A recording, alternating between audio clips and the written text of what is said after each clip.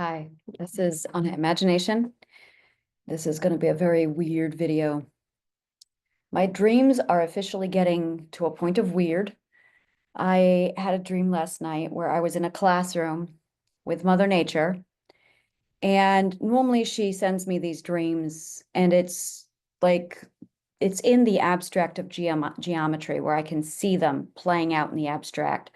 This time she took it to a level where I'm in a classroom and she's got a whiteboard and she actually sat there and walked me through the diagram with a laser pointer. It was great.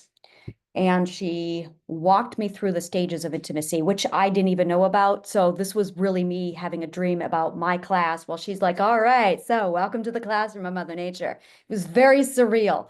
And I'm sitting here consciously thinking about this going, I'm actually in a class. She actually has me in a classroom now with a whiteboard. Mother Nature has a sense of humor. So we're going to go ahead and do the whiteboard. And I'm going to show you what she showed me because this is weird. This is just amazing also. So these are the stages of intimacy. I did not know we had stages of intimacy. So this is new. So she started off, this was actually what she had. And she was showing this to me like a logical, literally, it's a logical sequence. I do this every single time, and I always start at the bottom. Why do I never start at the top? That would be far more logical. There we go. All right, there we are. So she basically showed me this, and immediately I saw a logical sequence, which is different. I normally don't see the logical sequence. But I usually see a hierarchy, which I know is also a logical sequence. But this time I actually saw it. So this is what she told me. So this is stage 1. And this, by the way, is actually a circle. So if I were to take this gorgeous thing and replicate it, let's see if I can do that.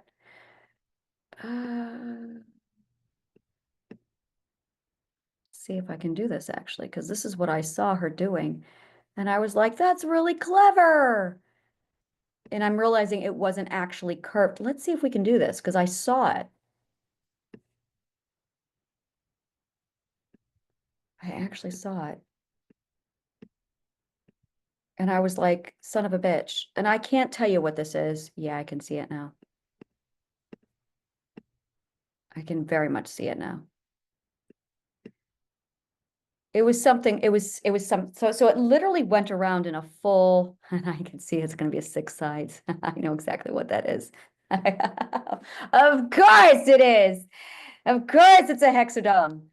Can't remember the name of the geometric shape, but you get the idea. So this actually goes, it's a geometric shape. So keep that in mind. This is going to be fun. So this is stage 1. I want to say it's an icosahedron. Icosahedron.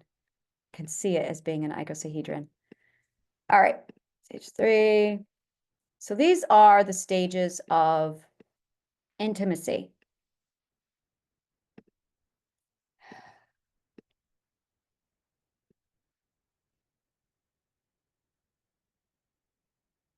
Okay, there we go. I'm going to leave it here and let your imagination do the rest. So stage 1 is, and this is also my circle of trust. This is strangers. And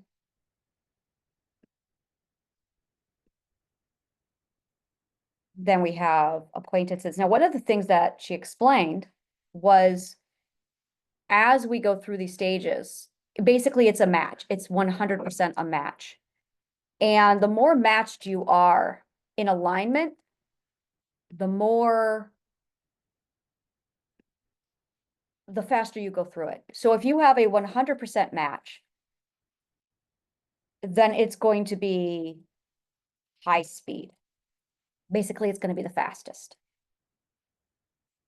And if you have a mismatch, let's say it's going to be 50%, then it's going to be slower. And then if you have a 0% match, it's going to be not at all. There's not going to be any speed. So let's say 0 speed. We can actually do this. So 100 speed. And then this is going to be 50 speed. So how fast someone goes through this. See, this makes sense now because I'm also thinking of it as a funnel in marketing. And that's exactly when we're all done with this. That's what she said was, by the way, this is marketing. And I went, son of a bitch. And then I saw in mental health how very much a person or people will try and do speed dating, but it only works if you've got the match. So the match is the most important. So when you're up at this top point in stage one, you want to make sure that you have the right match. And once you have the right match, boom, they're going to fall right through the funnel. So then you've got the next stage here, which is going to be your vetted friends. This is what I call training wheels. This is the vetting stage, or your training wheel friends. This is basically where you're vetting them to see. Now, again, if you're matched, this goes right through it.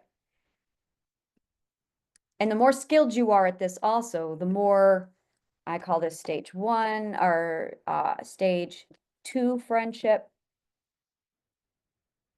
And this is very much my, oh, I can't think of what it's called.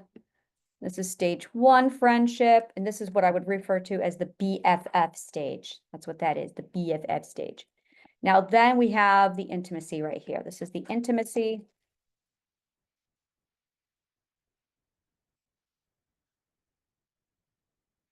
And then we have the self. And this is the other part that a lot of people really mess up is they don't have the self here. They have their partner here instead. This is the origin. The self is the origin. Under no circumstances should you ever have someone in that space with you. You must have yourself there. So I'm looking at this gorgeous thing that she has set up. And that's when I realized this is the other stage to all of this. Of course, 7. Haha, you beautiful bitch. Okay, so here's what I noticed she did. And what happened was abundance, El Dorado happens here. And that's it right there. That's where the El Dorado stage is. That's where we see abundance. So what I then noticed, and I'm going to switch over to my laser pointers, just like she did. So this is what I then noticed, is a lot of people are here and they're trying to force this stage because this is where wealth and abundance is. Now, this is where I noticed that there were 2 types of abundance and wealth. The 2 types of abundance and wealth are love and money. And this is where it got interesting because I noticed that they were literally right on the same pathway as each other. And I went, oh, interesting. Now, this is where it's actually not money. That is an exoteric. So these people out here are the exoterics. Exoteric is outsider. And these are the people who are not learning. These are literally the people who are not inside. You don't get inside until you're here. This is where the esoteric begins. So if you're not willing to go through the journey, this is the door. I have to clarify the door, okay? If you're not willing to go through the journey, you're not going to get to this point. And this is where a lot of people try and skip this place. Like really, the door is right here on the cusp. That's exactly it. The door, that's interesting. So the door is right here in that in-between space. And because you have a lot of people who don't want to go through the work, and that's it. Bottom line is you have the cheaters. The cheaters are the people who try to bypass or rush the process. There's no other word for them. That is exactly what a cheater is. A cheater is a person who bypasses or rushes the logical sequence. That is exactly the logical sequence, which is the process. But it's also the journey through that gives you the abundance. You have to go through each stage, but you also have to be 100% matched. So the formula is quite elegant, very elegant, because it's Mother Nature and she does shit like this all the time. So what we're looking at is you want a 100% match and you also want the entire process. So that is the agenda. The requirements are 100% match, and you also want the full sequence in order. That is what you want. You do that and you'll be fine. Those are the requirements. Go ahead and use it, sweetheart. It's okay. I am a mother before I am anything else. So my daughter is making herself breakfast. So there you go. So the requirements are 100% match and the full sequence in order. You cannot bypass this. Anything else, and it's cheating. This is why we refer to this as the straight and narrow, because the rules are very clear. And that is exactly what the straight and narrow means. It's 100% match and the full sequence in order. Now, you have to have a partner to go through this. You have to have a partner. Now, only actually one of the fruits you don't. The other two you do. The other two require people. The other one doesn't. The other one is wisdom. Wisdom is the self journey. So wisdom is the self journey. The other two are love, which requires people, of course, and it also requires wealth. And that is going to also require people. So you have one self journey and the other two are the people journey. So when you go through this, you have to have 100% match with the right people and you have to go through the full sequence. Now, if you don't have people, you should be going through the self journey because you can do that alone. And when you do that, it gives you the knowledge you need for the other two. So when you go through, you literally are looking for 100% your match. Now, if you don't know who you are, you can see how this keeps going back around to you. If you don't know who you are, you're not going to be able to match to anybody because you have to know who you are in order to find your match. Now, once you find your match, then you basically send out the right message. And this is the message you want. This is exactly what you're looking for, is I'm looking for my match. And then it's the stages of intimacy. So that by the time you get down to stage 5, that should be, by the way, where your call to action is. That is your call to action. Now, if you bypass this, then it won't work. They won't respond to your message. So this beautiful formula of the stages of intimacy, let's go ahead and do it here. Stages of intimacy.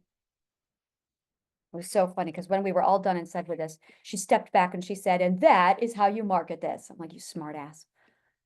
So there you go. There it is. Lizzie, you are not disturbing me at all, okay?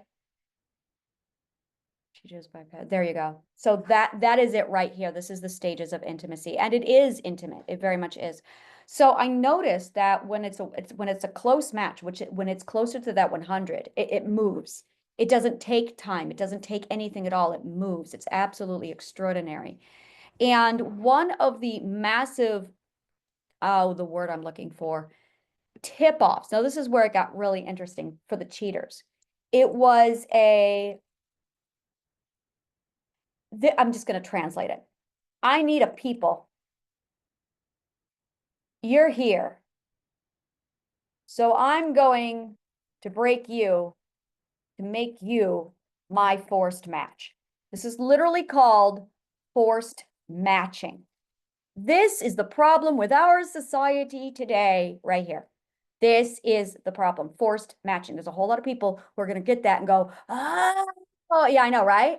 That's exactly it. Forced matching. I hate forced matching. I am a victim of forced matching, like you would not believe. Everyone is. Forced matching is hell. So that's what's going on in forced matching. Let's see here. That is it right there. When you are aware of forced matching, that's where you can separate from everything and go, oh, I need to go over here. So I want to talk a lot about forced matching. Forced matching, I'm getting like, so forced matching is when you meet somebody, they're a stranger, and they want you to match to them so they can go through this journey. Because if you can get to stage 5, you get love and wealth, but they're cheaters. So what ends up happening is you end up being locked in, imprisoned, changed, manipulated into being stuck with a cheater who's trying to force a match so they can go through the process. And I'm sitting here, I had a massive epiphany last night where this is where it gets into, and I'm just going to get right into it because this is absolutely tied to this. This is 100% tied to this. So what my massive breakthrough was yesterday was a logical fallacy. First, I'm going to give you the term imposter syndrome.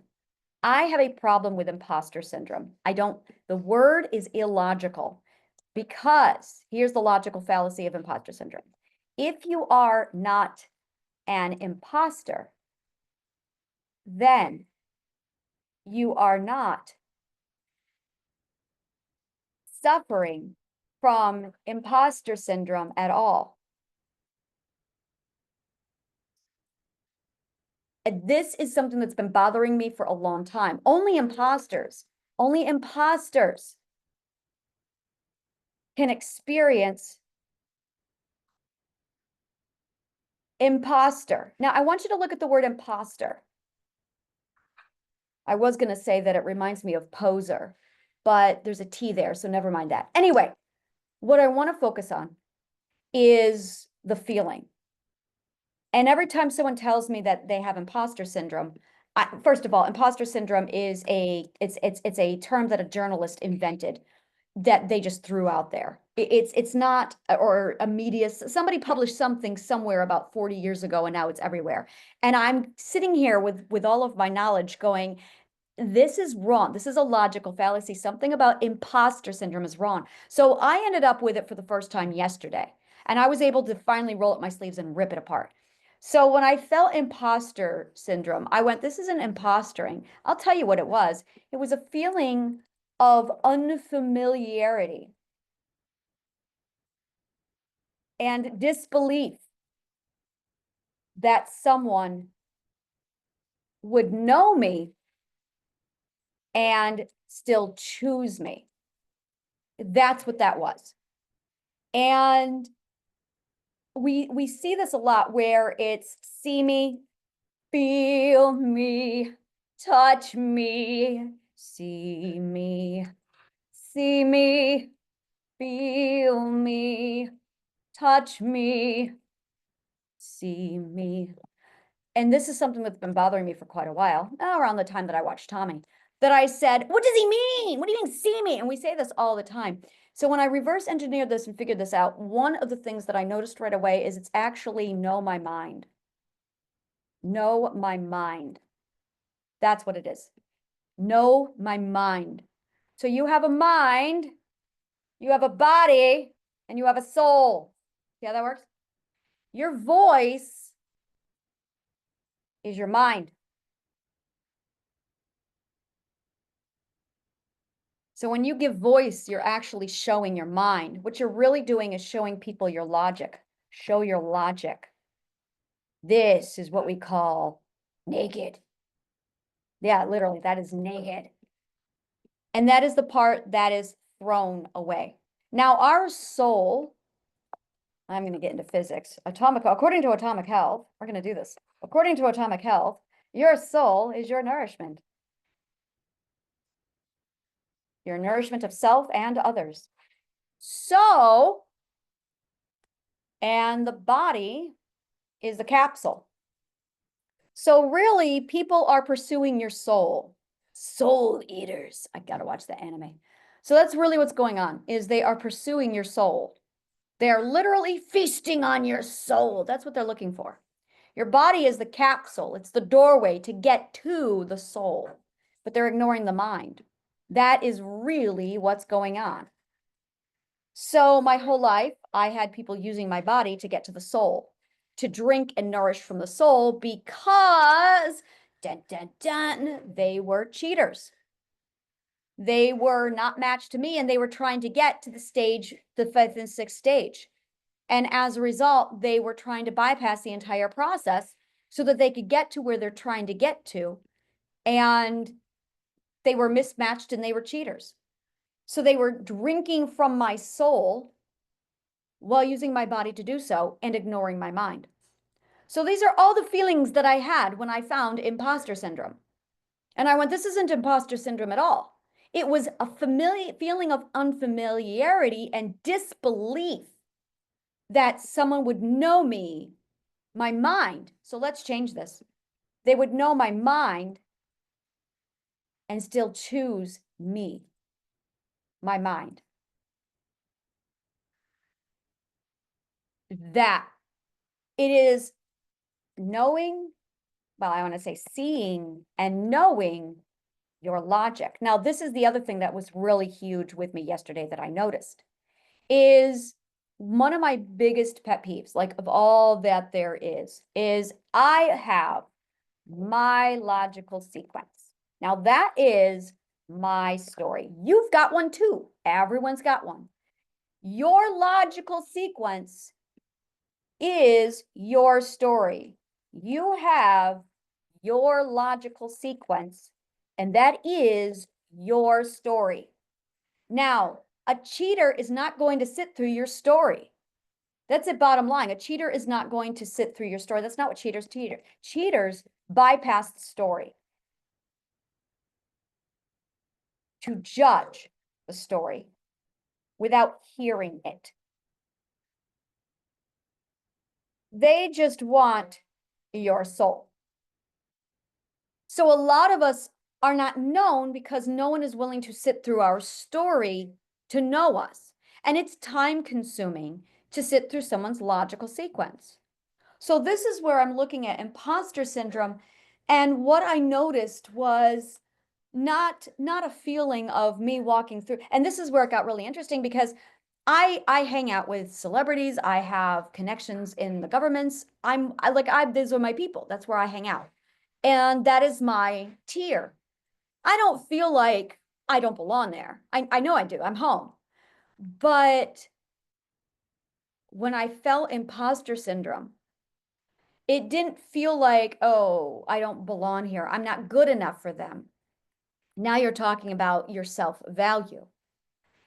For me, it was I couldn't believe that I was being chosen. And every time I talk to anybody about imposter syndrome, they're not able to really pinpoint precisely what they're feeling. And this is what I gather is no one actually knows what imposter syndrome is.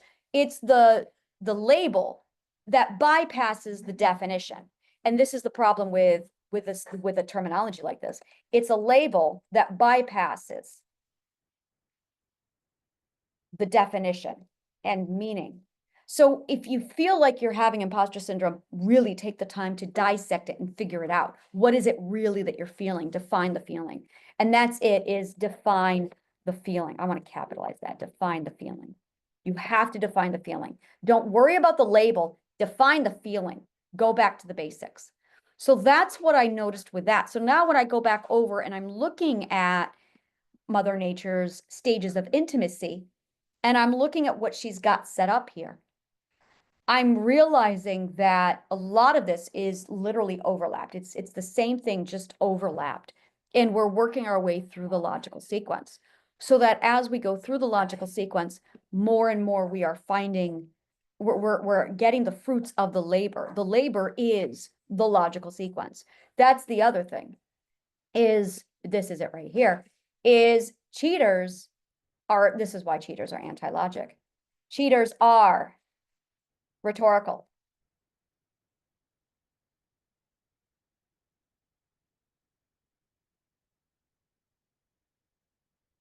They literally reject story. Bottom line, they are the people who reject story.